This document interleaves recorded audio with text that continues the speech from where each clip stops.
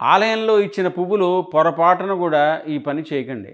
సామాన్యంగా గుడికి వెళ్ళినప్పుడు అక్కడ పువ్వులు ఇచ్చారనుకోండి, అలాగే కొన్ని దేవాలయాల్లో దంపతులతో దండలు మార్చుకోమని కూడా చెప్తూ ఉంటారు. మనం వెంటనే చేసే పని, అతి తెలివి పని ఏంటంటే, అటు ఇటు చూసి ఎవరో చూడట్లేదు కదా అని చెప్పి ఏ ధ్వజస్తంభం దగ్గరో నందీశ్వరుడి దగ్గరో వదిలేసి వచ్చేస్తాం. ఇలాంటి పని మీరు ఎప్పుడు చేయకండి. ఆలయంలో ఇచ్చినవి ఏవైనా సరే అది భగవత్ ప్రసాదం.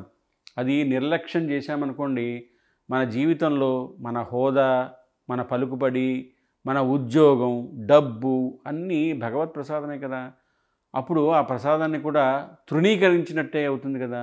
అవన్నీ పోతాయండి. ఈ తప్పే చేసి ఇంద్రుడు ఇంద్రపదవి పోగొట్టుకున్నాడు చాలాసార్లు. కూర్మావతార ఘట్టంలో వస్తుంది కదా.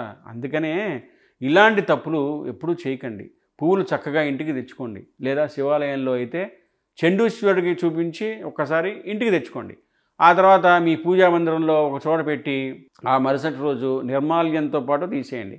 అలాగే స్త్రీలైతే చక్కగా పువ్వులు తీసుకొచ్చి తలలో పెట్టుకోండి. పెళ్లి సంబంధాల కోసం 7207042709కి కాల్ చేయండి. మా టెలిగ్రామ్ ఛానల్ మ్యాట్రిమనీ ఇండియాలో కూడా జాయిన్ అవ్వండి. హలో బదులు జై శ్రీరామ్ అనండి. ప్రతి ఒక్కరూ జై శ్రీరామ్ అని కమెంట్ పెట్టండి.